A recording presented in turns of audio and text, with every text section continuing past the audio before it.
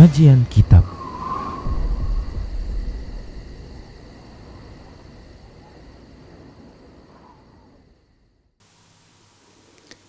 Bismillah, assalamualaikum warahmatullahi wabarakatuh. Innal hamdalillah nahmaduhu wa nasta'inuhu wa nastaghfiruh wa na'udzu billahi min shururi anfusina wa min sayyiati a'malina. Man yahdihillah fala mudhillalah wa man yudlilhu fala hadiyalah. Wa ashhadu an la ilaha illallah wahdahu la syarikalah. Wa ashhadu anna Muhammadan abduhu wa rasuluhu sallallahu alaihi wasallam.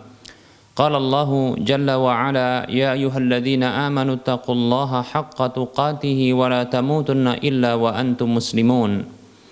Ya ayyuhan nasu taqu rabbakumul ladzi khalaqakum min nafsin wahidah wa khalaqa minha zawjaha wa bassa minhuma rijalan katsiran wa nisaa'a. Wattaqullaha alladzi tasaaluna bihi wal arham innallaha kana 'alaikum raqiba. Ya ayyuhalladzina amanu taqullaha wa qulu qawlan sadida yuslih lakum a'malakum wa yaghfir lakum dhunubakum wa may yuti'illaha wa rasulahu faqad faza fawzan 'azima amma ba'd. Fa inna asdaqal haditsi kitabullah wa khairal huda huda Rasulillah sallallahu alaihi wasallam wa syarrul umuri muhdatsatuha wa kullu muhdatsatin bid'ah wa kullu bid'atin dhalalah wa kullu dhalalatin finnar. Para pemirsa Rosyad TV, para pendengar radio Medan Mengaji, dan para pemirsa Kans Media Sunnah rahimani wa rahimakumullah. Alhamdulillah, kita bersyukur kepada Allah Subhanahu wa ta'ala atas semua nikmat yang Allah berikan kepada kita, yang bila kita mensyukuri nikmat-nikmatnya maka Allah akan menambahkan nikmat itu bagi kita. Selawat dan salam tak lupa kita ucapkan untuk nabinya, Nabi tercinta Muhammad sallallahu alaihi wasallam. Semoga Allah Subhanahu wa ta'ala menjadikan kita termasuk para hamba-hamba yang senantiasa setia dengan petunjuk ajaran Rasulnya. Para hamba Allah rahimani wa rahimakumullah. Kita akan lanjutkan pembahasan kitab Minhajul Muslim di bab yang kedua tentang adab, dan kita masih melanjutkan dan menyempurnakan pembahasan adab dan akhlak antar suami istri. Dan kita akan menyempurnakan pembahasan hak-hak suami yang wajib ditunaikan oleh istri, dan ini termasuk adalah adab dan akhlak seorang istri terhadap suaminya. Baik para hamba Allah rahimani wa rahimakumullah, di antara hak suami yang wajib ditunaikan oleh para istri adalah menyembunyikan rahasia suaminya dan menutupi rahasia rumah tangganya. Tidak menyebarkan sedikit pun dari hal itu kepada yang lainnya, bahkan termasuk kepada keluarga suaminya. Dan perlu diketahui bahwasanya di antara rahasia yang paling berbahaya untuk diketahui oleh orang lain adalah terkait dengan rahasia urusan ranjangnya. Dan apa saja yang terkait dengan hubungan antara suami istri di dalam rumah tangga tersebut. Para hamba Allah rahimani wa rahimakumullah, Nabi sallallahu alaihi wasallam melarang hal ini berdasarkan hadis yang berasal dari Asma binti Yazid radhiyallahu anha, annaha kanat 'inda an-nabiy sallallahu alaihi wasallam war rijalu wan nisa'u qu'udun. Bahwasanya Asma binti Yazid radhiyallahu anha itu pernah berada di sisi Nabi sallallahu alaihi wasallam sementara beberapa orang laki-laki dan wanita itu mereka sedang duduk-duduk. Faqala, maka Rasulullah sallallahu alaihi wasallam bersabda, la'alla rajulan yaqulu ma yaf'alu bi ahlihi wa la'alla imra'atan tukhbiru bima fa'alan ma'a zawjiha. Barangkali ada seorang laki-laki yang membicarakan apa yang dia lakukan dengan istrinya, dan barangkali ada juga seorang wanita yang mengkabarkan apa yang telah dia lakukan bersama dengan suaminya. Fa'aramal qaum, maka tiba-tiba senyap mereka. Tiba-tiba mereka terhenti seketika, tidak lagi berbicara. Fakultu, maka Asma binti Yazid radhiyallahu anha mengatakan, ay wallahi ya Rasulullah, innahunna la yaf'alna wa innahum la yaf'aluna. Demi Allah wahai Rasulullah, sesungguhnya para wanita itu mereka melakukannya dan para laki-laki itu pun mereka melakukannya, yaitu membicarakan apa yang telah mereka lakukan bersama dengan pasangannya. Dibicarakan di hadapan orang lain. Faqala, maka Rasulullah sallallahu alaihi wasallam bersabda, fala taf'alu fa innama masalu dzalika kamasali syaitanin laqiya syaitanatan fi tariqin faghashiyaha wan nasu yanduruna.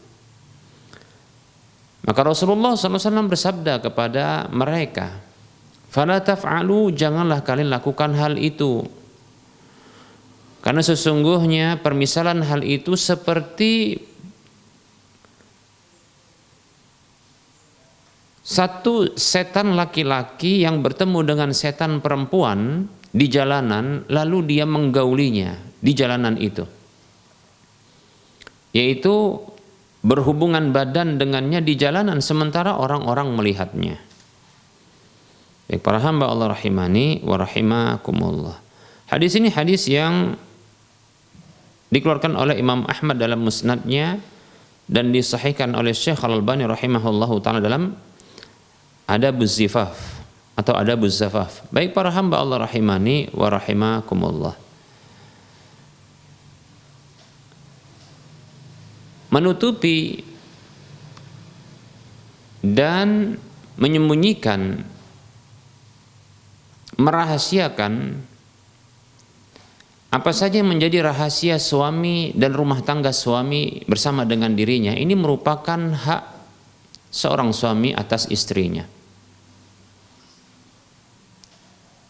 Ini rahasia yang tidak boleh diketahui oleh orang lain, karena ini terkait dengan aib. Ini terkait dengan aib. Rasulullah Shallallahu Alaihi Wasallam melarang untuk melakukan hal tersebut. Bahkan yang beliau larang adalah yang paling tingginya, bukan berarti yang paling rendahnya tidak termasuk dalam larangan ini. Yang paling tinggi dan yang paling berbahaya adalah terkait dengan rahasia ranjang, rahasia tentang urusan ranjang. Maka jangan sampai seorang istri membicarakan keahlian dan kepiawaian, kehebatan suaminya, atau bahkan sebaliknya, ya, ketidakmampuan, ya, ketidaksigapan, bahkan barangkali hal yang membuat seorang istri kecewa dengan apa yang dilakukan oleh suaminya dalam urusan ranjangnya. Maka tidak boleh, ya, untuk membicarakan hal tersebut kepada orang lain. Ya. Bahkan para hamba Allah rahimani warahmatullah sampai barangkali maaf, ya, membicarakan tentang ukuran, ya, kemaluan, ya, atau barangkali berbicara tentang hal-hal yang, ya, yang terkait dengan fisik dari suaminya, demikian, ya. Baik para hamba Allah rahimani warahmatullah, ini tidak layak untuk diketahui oleh orang lain. Ini rahasia yang sangat rahasia, ya. Betapa malunya, betapa kecewanya, ya. Betapa hinanya seorang suami apabila diketahui hal-hal yang terkait dengan urusan ranjangnya, urusan seksualnya diketahui oleh orang lain. Bahkan hal ini bisa membuat marah sang suaminya, ternyata yang membongkar dan menceritakannya adalah sang istrinya. Baik para hamba Allah rahimani wa rahimakumullah. Ini yang paling bahaya ya dari urusan rahasia rumah tangga. Bukan berarti urusan-urusan yang lebih kecil dan lebih rendah ketimbang hal tersebut ini tidak dilarang juga. Maka kita katakan tetap saja dilarang. Ya, tetap saja dilarang. Tetap saja dilarang. Baik para hamba Allah rahimani wa rahimakumullah, dilarang untuk menceritakan ya urusan-urusan yang menjadi rahasia ya dalam rumah tangga, yang secara umum ini dianggap rahasia. Ya. Baik itu dari tinjauan syariat, begitu juga dalam tinjauan normatif ya. Secara norma. Nah, itu dianggap rahasia. Maka tidak boleh menceritakan. Ya. Walaupun didapatkan ternyata sang suami itu ridho dengan hal tersebut, ya. Karena memang ada sebahagian orang yang rusak fitrahnya, rusak kita katakan akhlaknya dan adabnya, yang mereka ini kadang mau menceritakan dan bangga dengan hal tersebut. Ya. Bahkan suami istri bisa jadi bangga dengan hal tersebut. Ya. Dia tunjukkan ya, atau dia sampaikan, dia ceritakan bagaimana keperkasaan suaminya di atas ranjangnya, ya. Ya. Dia ceritakan bagaimana kepuasan ya sang istrinya terhadap suaminya dan seterusnya, ya. Bahkan dia ceritakan itu di hadapan ya wanita yang lainnya. Yang ini membuat bisa jadi wanita yang lainnya dia berharap dia memiliki ya suami seperti suami orang yang menceritakan hal tersebut. Yang terjadi adalah bayangan yang terus menjelajah, ya, keinginan yang barangkali ya ingin berselingkuh ya dengan suami orang yang bercerita tersebut. Nah, ini bahaya ya, kita katakan ini bahaya. Setidaknya akan muncul dalam benak orang-orang yang mendengar tersebut ya bayangan ya tentang suaminya ya, bagaimana di atas ranjangnya tersebut ya. Maka tidak benar yang seperti ini ya. Dan ini bisa jadi langkah berikutnya, syaitan akan ya membuat orang-orang yang mendengarnya dari kalangan wanita itu tidak bersyukur dengan kondisi suaminya ya. Tidak bersyukur dengan kondisi suaminya. Dia akan membandingkan ya suaminya dengan suami orang yang menceritakan tersebut. Itu bila kelebihan-kelebihan yang diceritakan, ya. Bila keburukan-keburukan ini akan tentunya membuat celaan kepada suami orang yang menceritakan tersebut. Ya, tentunya ini berakibat kepada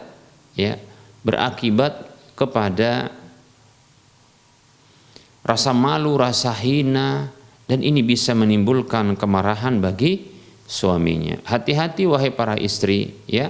Hal itu selain itu merupakan dosa, karena itu merupakan bentuk pengkhianatan terhadap ya suaminya.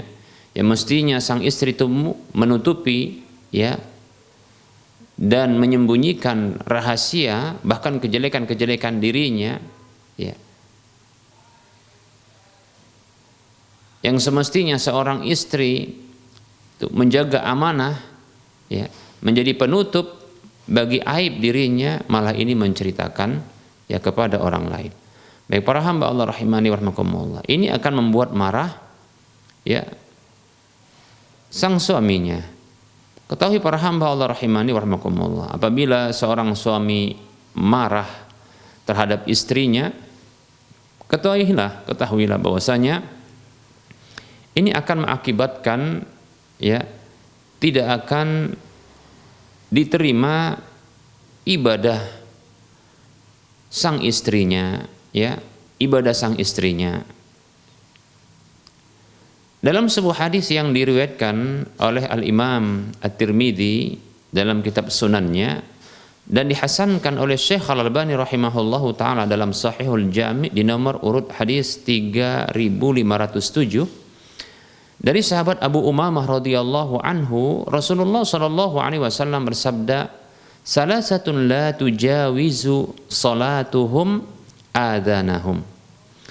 Ada 3 jenis orang yang salat mereka itu tidak akan melewati telinga-telinga mereka.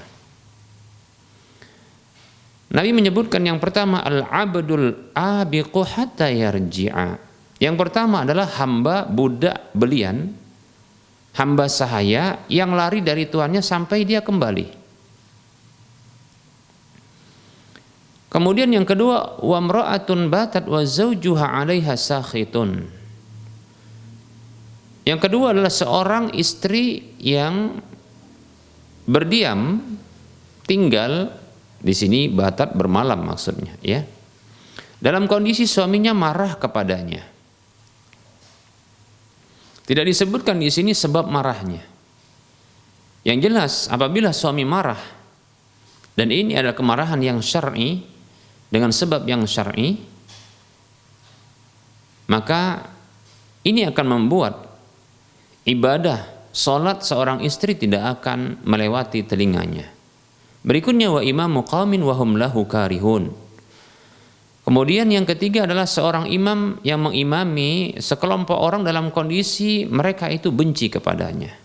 Baik para hamba Allah rahimani wa rahmakumullah. Ini 3 orang, 3 jenis orang yang ibadah mereka tidak akan diterima oleh Allah Subhanahu wa taala. Jangankan sampai ke langit, terangkat sampai ke langit, melewati telinga saja itu tidak bisa, ya.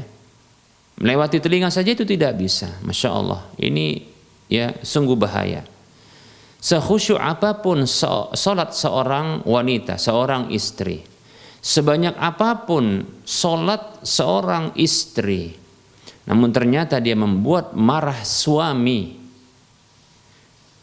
dengan kemarahan yang syar'i karena kesalahan yang dibuat oleh istri, maka ketahuilah kebaikan-kebaikan, bahkan kebaikan terbaik diantaranya adalah salat ini tidak akan diterima oleh Allah Subhanahu wa taala dari amalan sang istri. Ya. Jangankan sampai ke langit, ya. Melewati telinga saja itu tidak bisa. Baik para hamba Allah rahimani wa rahimakumullah. Nah, di antara yang membuat marah suami adalah menceritakan tentang rahasia rumah tangga. Bahkan rahasia-rahasia suaminya. Yang ini bisa jadi merupakan aib bagi suaminya. Ya, aib bagi suaminya. Menceritakan fisik suaminya, ya, menceritakan fisik suaminya. Ya, ini tentunya adalah ghibah, ya. Ghibah. Selain dosa ghibah, ya ini terhitung dosa ghibah, ternyata ini menyakiti hati suaminya, ya. Ini membongkar aib suaminya. Ini termasuk adab buruk terhadap suaminya. Berapa dosa dikumpulkan oleh seorang istri yang demikian, ya. Seperti itu. Ini ghibah. Apa itu ghibah? Kata Nabi SAW, atadruna mal ghibah? Tahukah kalian apa itu ghibah? Maka Rasulullah mengatakan sallallahu alaihi wasallam, ya, untuk memberikan pengajaran kepada para sahabat dengan metode pertanyaan. Dzikruka akhaka bima yakrahu. Engkau menyebutkan saudaramu dengan sesuatu yang dia tak suka, yang dia benci. Nah, tentunya seorang suami bila dia mengetahui rahasia rumah tangganya diketahui oleh orang lain, maka dia tak suka. Apabila itu diceritakan oleh sang istri, ketahuilah itu merupakan bentuk ghibah kepada suaminya. Bahkan sesungguhnya itu merupakan bentuk membongkar ya cacat dan aib dirinya sendiri, ya. Itu membuat malu dirinya sendiri. Ya, dengan seperti itu tentunya orang akan ya menyepelekan sang wanita istri yang menceritakan tentang aib suaminya. Demikian, ya. Bahasa orang sekarang bocor, ya, demikian. Oh, bocor, ini istri yang bocor. Kalau dalam istilah Medan itu gecor. Nah, seperti itu, ya. Baik para hamba Allah rahimani wa rahimakumullah, ya. Maka hendaknya seorang istri mereka menahan lisannya untuk menjaga aib suaminya, ya. Jangan sampai ia menceritakan aib-aib rumah tangganya, rahasia rumah tangganya. Lebih-lebih apabila itu diceritakan ya itu kepada ya orang tua, baik itu orang tua suami atau orang tuanya sendiri, terkait dengan aib, terkait dengan keburukan-keburukan, ya. Yang ini sesungguhnya ya akan menambah beban pikiran orang tua. Ini merupakan bentuk adab jelek kepada orang tua. Jangan menceritakan aib-aib rumah tangga kepada orang tua. Begitu orang tua sendiri, ya, ataupun orang tua suami pasangan hidupnya, atau kita katakan sebaliknya, ya. Seorang suami menceritakan, ya, tentang kejelekan, ya, keburukan rumah tangga, ya, kepada orang tuanya atau kepada mertuanya. Jangan cerita. Karena ini hanya akan menambah beban berat orang tuanya. Demikian. Akan menambah beban berat bagi mereka. Ini tindakan anak durhaka, kita katakan. Ya. Semestinya seorang anak yang sudah menikah, dia bertanggung jawab atas pilihannya untuk menikah. Ya, karena dia sudah dewasa. Maka hendaklah dia jangan sampai menambah beban berat bagi orang tuanya dengan menceritakan keburukan-keburukan, ya. Nah, ini tentunya akan menambah berat. Coba bayangkan kalau mereka tidak kuat, yang ada hanyalah ya stres. Bahkan ini akan menambah cepatnya orang tua mengalami stroke. Demikian, ya. Apakah kita ingin sebagai seorang anak mendapatkan orang tua kita itu mengalami stroke karena beban berat yang dihadapi, ya, atau pikiran yang berat terhadap anaknya, yang dia memikirkan anaknya, bagaimana kondisi anaknya, demikian, ya. Maka kita katakan ini anak durhaka tanpa disadari oleh sang anak tersebut yang menceritakan keburukan-keburukan rumah tangga. Tidak usah. Kalau hendak menceritakan kepada orang tua, maka ceritakan hal-hal yang baik saja, yang menyenangkan mereka, yang tidak ada hubungannya dengan rahasia rumah tangga. Hal-hal yang menyenangkan, demikian, bukan hal-hal keburukan, hal yang menyenangkan. Ya, tentang kesehatan mereka, kesehatan anak-anak mereka, kebahagiaan mereka, nah seperti itu, ya ceritakan. Ya, ini akan menambah senang orang tua. Demikian para hamba Allah rahimani wa rahimakumullah, ya. Jangan ceritakan rahasia-rahasia rumah tangga, ya, kepada orang lain. Baik para hamba Allah rahimani wa rahimakumullah. Semestinya seorang istri itu menjadi pakaian bagi suaminya. Ini pernah kita sampaikan para hamba Allah rahimani wa rahimakumullah, ya, terkait dengan ya suami adalah pakaian bagi istri dan istri adalah pakaian bagi suami.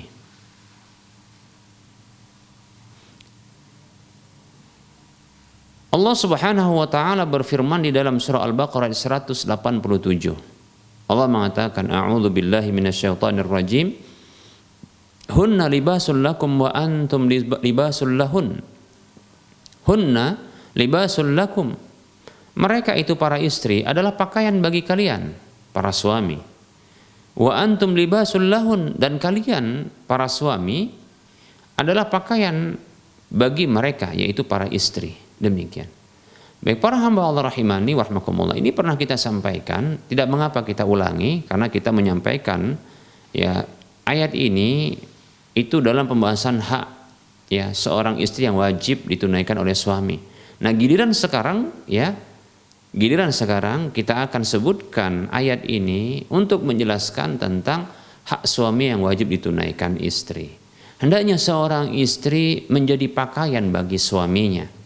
Ya. Dan kita ketahui bahwasanya pakaian itu ada 3 fungsinya.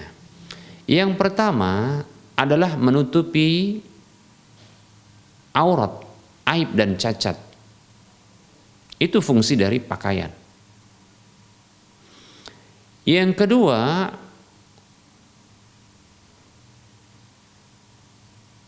pakaian itu memiliki sifat dan fungsi untuk melindungi dari dingin dan panas, ya, dari hal-hal yang di luar. Kemudian yang ketiga, pakaian itu fungsinya adalah untuk memperindah sebagai hiasan, ya, bagi pemakainya. Demikian. Baik para hamba Allah rahimani, ini fungsi minimal ya dari ya fungsi pakaian ada 3. Yang pertama adalah sebagai penutup aib dan cacat. Demikian. Ya seorang yang memakai pakaian tentunya dengan hal tersebut akan menutupi auratnya, akan menutupi cacat yang ada pada tubuhnya.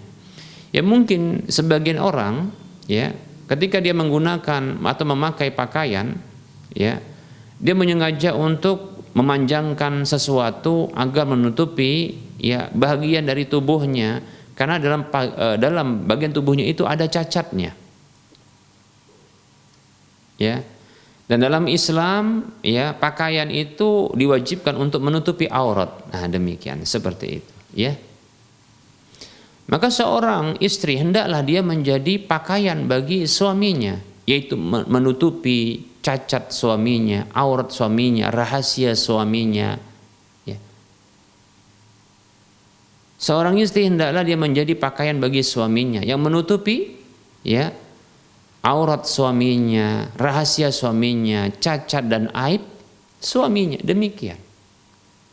Ya. Jangan malah dia membongkarnya. Ya. Contohnya seorang istri setelah menikah dengan suaminya yang barangkali sebelumnya dia terkesima dengan suaminya. Nah begitu ternyata menikah dengan suaminya ini menjadi istri bagi suaminya, ternyata didapatkan banyak cacat dan itu tidak dipungkiri. Ya, tidak dipungkiri. Ya penglihatan kita kepada seseorang itu kan lahirnya. Namun ketika telah menikah, banyak hal yang semakin terlihat dari pasangan hidupnya. Demikian, seperti itu. Dengan menikah, bahkan suami istri dibolehkan untuk tidak memakai sehelai benang pun ketika mereka sedang berdua. Demikian.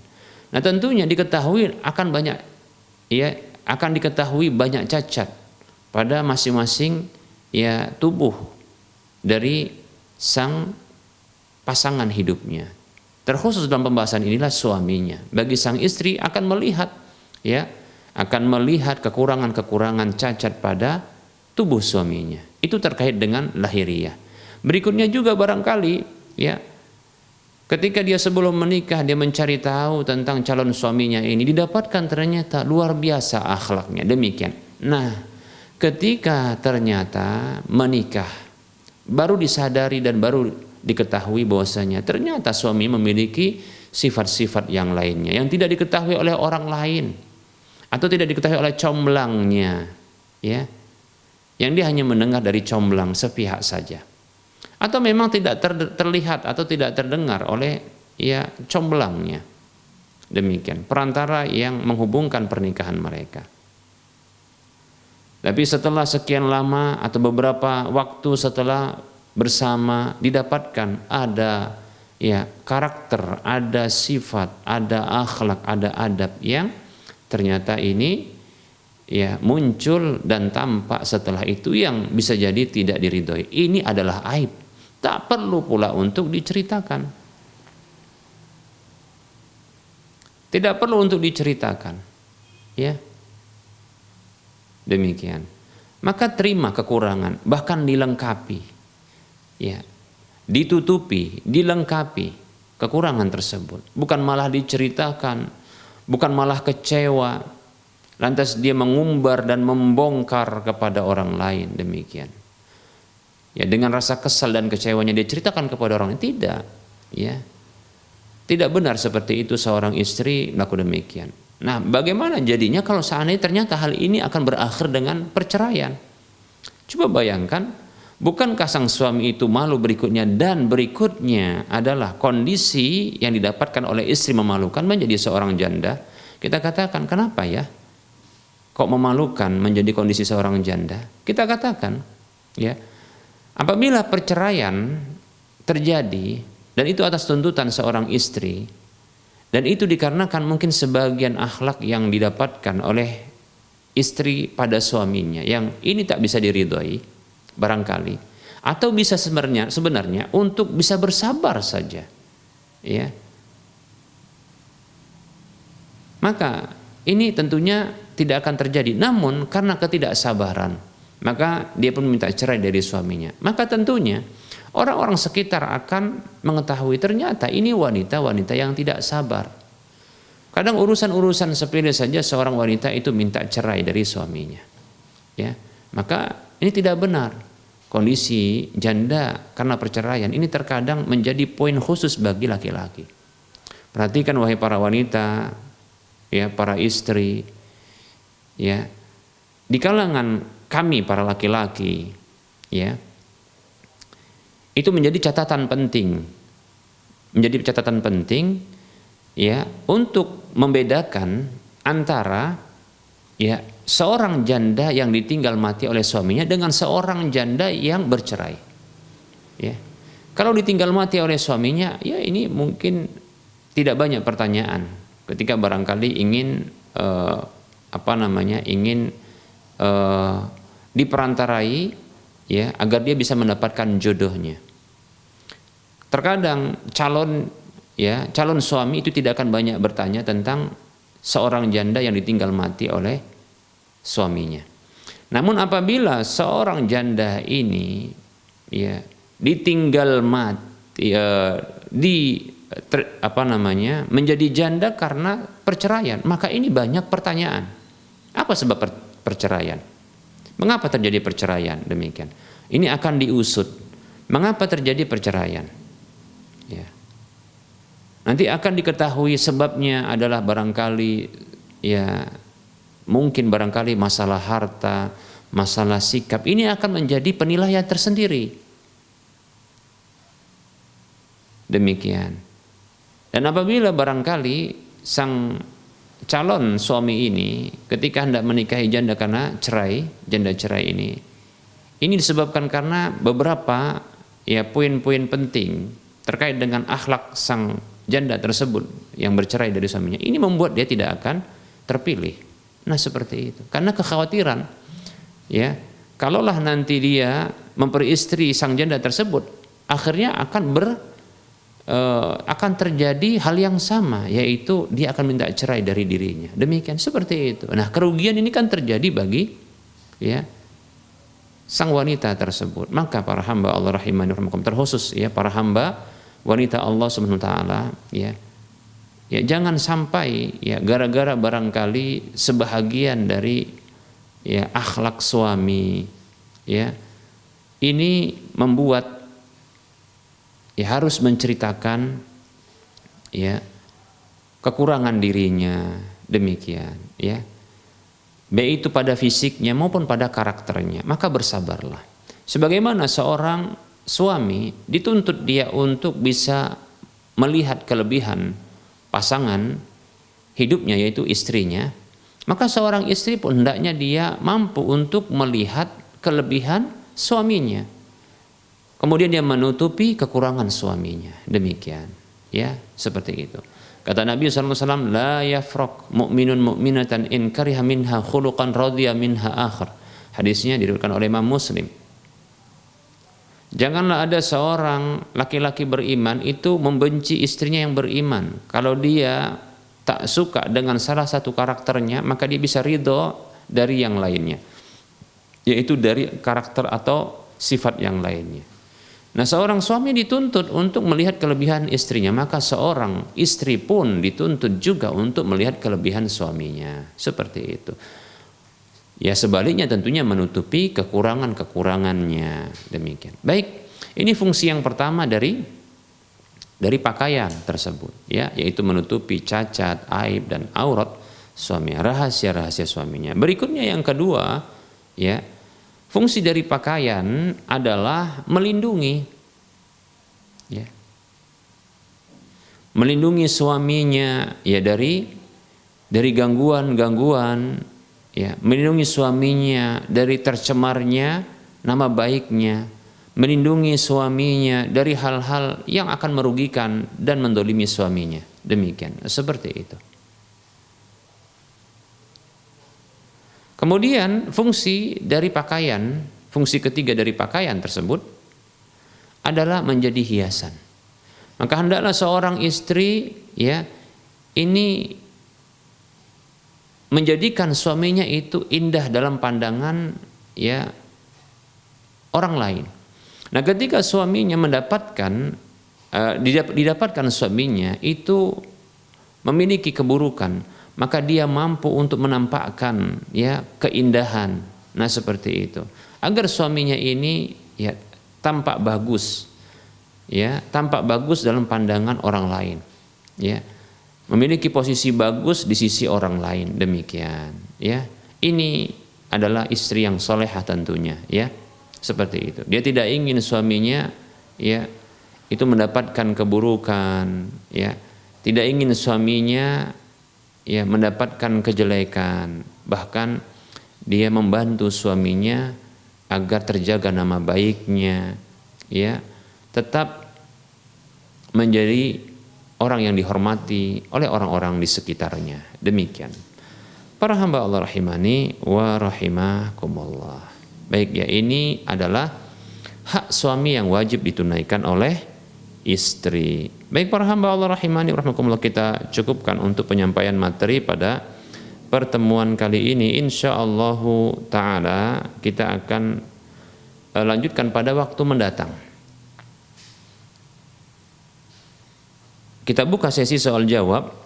Bagi para pemirsa dan para pendengar sekalian yang ingin bertanya, maka silakan bisa menghubungi nomor layanan kami 08 12 12 12 88 34. Kita ulangi 08 12 12 12 88 34. Silakan, ya, bertelepon langsung atau mengirimkan pertanyaan lewat chatting WhatsApp, lewat tulisan.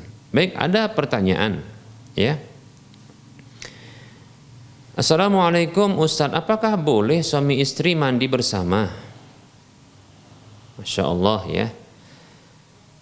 Waalaikumsalam warahmatullahi wabarakatuh. Sangat boleh, ya, sangat boleh. Bahkan kita katakan ini sunnah Nabi SAW. Nabi SAW itu mandi, ya, bersama dengan istri beliau. Dalam beberapa hadis disebutkan, bahkan ini hadis disebutkan, ya, di dalam beberapa kitab, ya, seperti contohnya dalam kitab Bulughul Maram ini disebutkan di mana Rasulullah pernah mandi bersama dengan Maimunah radhiyallahu anha. Begitu juga Rasulullah pernah mandi bersama dengan Aisyah radhiyallahu anha, ya, bahkan sampai rebutan air. Demikian. Nah, seperti itu. Tidak mengapa, ya, untuk mandi bareng bersama dengan, ya, istri, ya, tentunya di kamar mandi, ya. Baik, sedikit saya akan bahas terkait dengan hubungan badan di kamar mandi, ya. Baik, para hamba Allah rahimani wa rahimakumullah, apabila kamar mandi tersebut, ya, ada WC-nya, ada WC, ya, tempat buang airnya, buang air besar, yaitu toiletnya, maka saya tidak menyarankan untuk ya melakukan hubungan badan jima di kamar mandi. Ya. Mengapa? Karena itu tempat yang kotor. Itu ya tempat yang dihadiri oleh syaitan laki-laki dan perempuan. Oleh karenanya kita diperintahkan oleh Nabi SAW dengan perintah anjuran ketika masuk WC yang ada toiletnya itu membaca doa perlindungan. Allahumma inni a'udzubika minal khubuthi wal khaba'is. Ya. Ya Allah, aku berlindung kepadamu dari minal khubuthi, yaitu setan laki-laki yang jelek, wal khaba'is, dan setan perempuan yang jelek.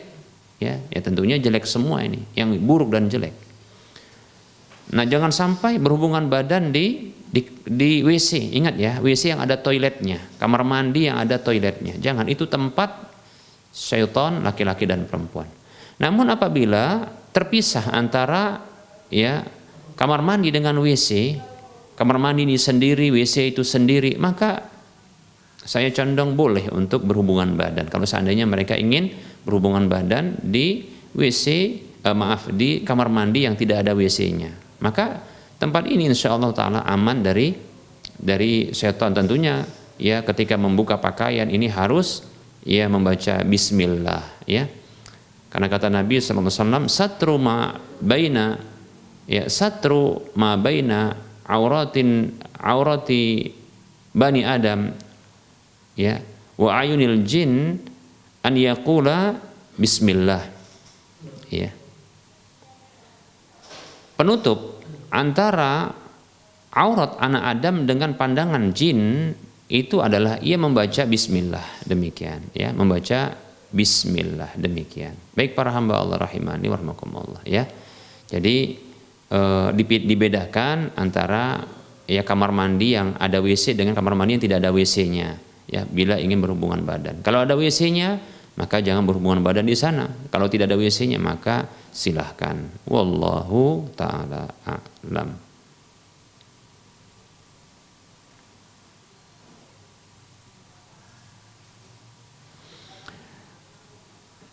Ada pertanyaan yang berikutnya. Assalamualaikum Ustadz, izin bertanya, apakah orang yang meninggalkan salat wajib itu bisa murtad Ustadz?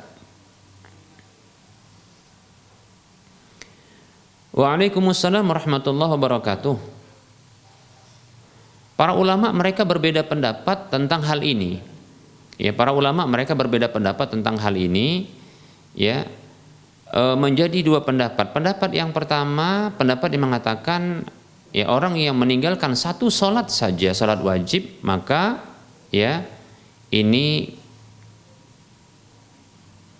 menjadi kafir. Demikian. Mereka berdalilkan ya dengan hadis Nabi Shallallahu Alaihi Wasallam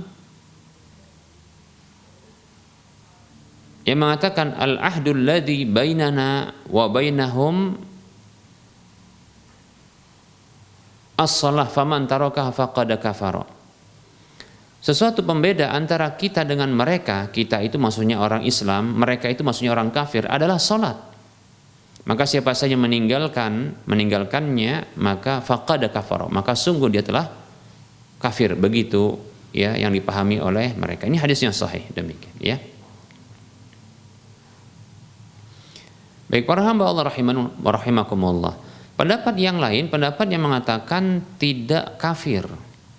Ya, tidak kafir, tidak keluar dari Islam, tidak murtad. Ya. Hanya saja dia melakukan ya satu bentuk kekufuran yang disebut dengan kufur asghar. Demikian, ya. Mengapa demikian? Ya karena ada juga dalilnya. Ya. Dalil di mana ya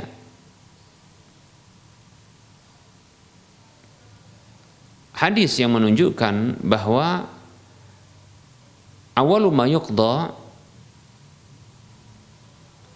sesuatu yang pertama sekali diputuskan dan diadili seorang hamba, awalu ma yuhasabul abdul muslimu, sesuatu yang pertama sekali seorang hamba muslim itu diperhitungkan adalah as-salah al-mafruḍah, yaitu tentang salat wajibnya. Demikian.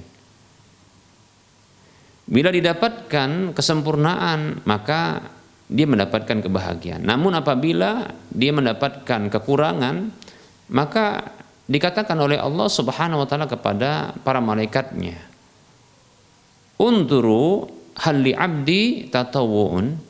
Lihatlah, ya, apakah hambaku ini memiliki salat sunat, demikian. Ya. Maka bila dia memiliki salat sunat, maka akan disempurnakan salat wajibnya dengan salat sunatnya. Dan diberlakukan semua amalan wajib demikian, seperti itu. Hadisnya disahihkan, dihasankan oleh Syekh Al-Albani rahimahullahu taala. Baik ya, baik para hamba Allah rahimani wa rahimakumullah. Pendapat yang kuat wallahu taala alam adalah pendapat yang kedua, yang mengatakan bahwasanya tidak kufur, ya, tidak kafir keluar dari Islam, tidak murtad orang yang meninggalkan sholat, ya, selama dia tidak meyakini bahwa sholat itu adalah tidak wajib. Ya, kalau dia meyakini sholat itu tidak wajib, ya, tidak diwajibkan sholat tersebut, maka ini bentuk, ya, kufur, ya, kekufuran, ya, yang akan menyebabkan pelakunya keluar dari Islam. Karena ini merupakan bentuk mengingkari dalil-dalil, ya, Al-Quran maupun hadis Nabi Sallallahu Alaihi Wasallam. Wallahu taala a'lam.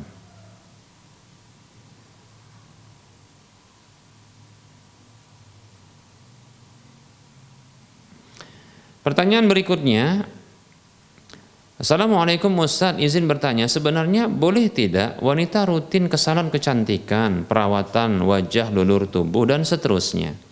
Mengingat sesama wanita ada batasan auratnya.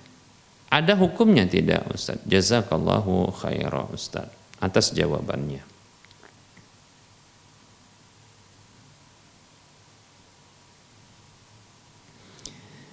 Baik para hamba Allah rahimani wa rahimakumullah.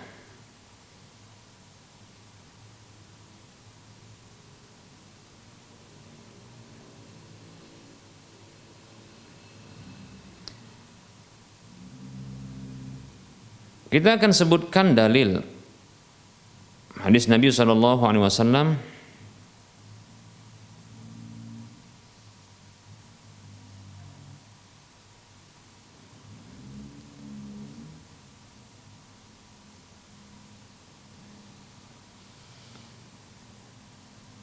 Waalaikumsalam warahmatullahi wabarakatuh. Dalam sebuah hadis yang diriwayatkan oleh Imam Muslim dalam kitab sahihnya, Rasulullah Sallallahu Alaihi Wasallam bersabda, la yandurir rajulu ila auratir rajuli walal mar'atu ila auratil mar'ati.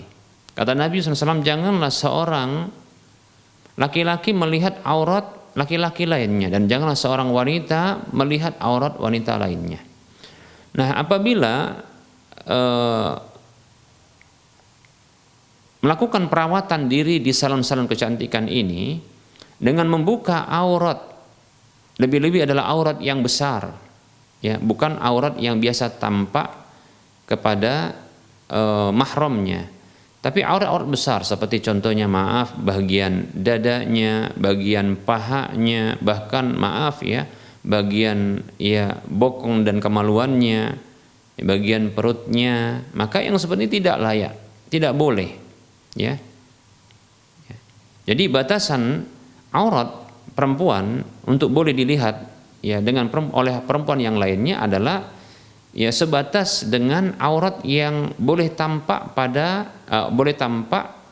oleh mahramnya. Sebagaimana mahramnya seperti ayah si perempuan tersebut hanya boleh melihat seperti rambutnya, seperti bagian lehernya, bagian lengannya, bagian betisnya, anak ini yang biasa tampak, urufnya di Indonesia bahkan, maka ini boleh untuk terlihat juga bagi para wanita. Namun hal yang lebih daripada itu, aurat-aurat besar lainnya, seperti paha ke atas, seperti dada ke bawah dan seterusnya, bagian dada ke bawah, maka ini tidak dibenarkan, dilarang oleh Nabi Shallallahu Alaihi Wasallam, demikian. Ya kalau kita katakan mau luluran, boleh tidak? Boleh, luluran sendiri saja, atau suaminya yang meluluri begitu, jadi suaminya yang melakukan tindakan ya lulur itu bagi istrinya, demikian kan bagus malah kan gitu ya. Ya. Malah bisa dinikmati, suaminya bisa menikmatinya, bahkan istri bisa menikmati sentuhan suaminya, kan begitu ya. Begitu. Kalau terkait dengan aurat-aurat besar ya. Tapi kalau sekedar hanya bagian rambut ya yang barangkali ditata, dirapikan ya, asalkan tidak melakukan pelanggaran-pelanggaran ya, seperti contohnya menyambung rambut, ya mengikir alis ya. Walaupun ada terjadian perbedaan pendapat, tapi pendapat yang kuat tidak boleh mengikir alis ya. Ya, mencabut atau mengikir atau menghilangkan alis lalu diganti dengan yang lainnya, itu pendapat yang kuat tidak boleh ya. Begitu juga meratakan mendempul, kita katakan ya, memotong gigi ya, seperti itu, atau menjarangkan gigi ya, atau merubah, kita katakan sampai ya merubah dengan bedah plastik, kita katakan pada sebagian anggota tubuh terutama pada wajah, maka ini tidak dibolehkan ya, seperti itu. Namun kalau sekedar hanya untuk mempercantik diri seperti memakai lotion kecantikan ya, begitu juga pokoknya perawatan wajah yang tidak sampai merubah ciptaan Allah ya, maka ini dibolehkan ya. Tapi ingat, kalau pada bagian aurat-aurat besar maka tidak boleh ya sampai nampak aurat besarnya. Wallahu ta'ala a'lam.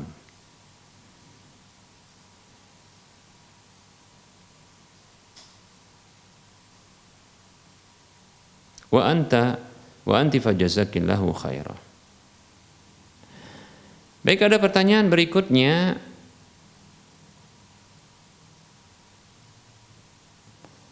Ustadz, apa bedanya kufur dengan syirik? Baik ya, bedanya adalah kufur itu lebih umum, syirik itu lebih khusus. Ya. Syirik itu bagian dari kekufuran. Karena orang yang melakukan syirik dengan syirik akbar, maka memiliki ya potensi besar untuk dia menjadi kafir. Demikian. Ya, seperti itu. Adapun orang yang melakukan kekufuran belum tentu melakukan kesyirikan. Orang melakukan kekufuran belum tentu melakukan kesyirikan. Tapi orang yang melakukan kesyirikan, ya itu bisa jatuh kepada kekufuran. Nah, seperti itu. Ya. Jadi kita ulangi, kufur itu adalah ya satu istilah yang umum. Ya. Adapun syirik adalah istilah yang lebih khusus, walaupun kita katakan syirik ini juga memiliki bahagian-bahagiannya. Demikian ya. Orang yang melakukan ya kesyirikan dengan syirik akbar, maka berpotensi dia menjadi kafir. Demikian ya, seperti itu. Tapi tidak mesti orang yang melakukan tindakan kekufuran dia disebut dengan melakukan kesyirikan. Nah, seperti itu. Baik, apa sih contoh-contohnya? Ya, seperti contohnya kekufuran itu, ya kita katakan contoh kufur itu, ya diantaranya kesyirikan, itu bentuk kekufuran. Tapi ada yang dia kekufuran tapi bukan syirik.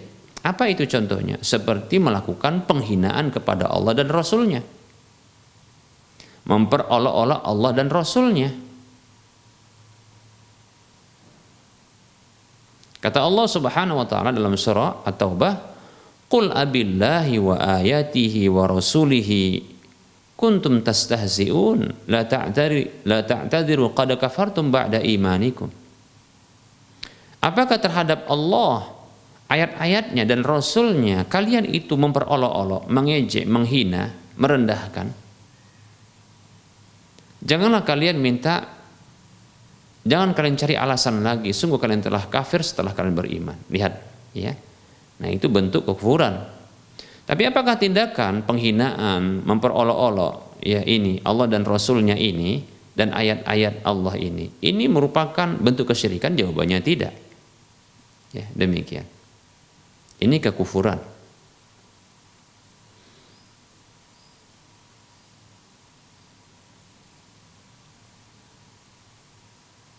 Kemudian contoh ya kesyirikan yang dia ini bisa berakibat kepada ya kekufuran, yaitu kafir, keluar dari Islam. Seperti kesyirikan-kesyirikan yang dilakukan ya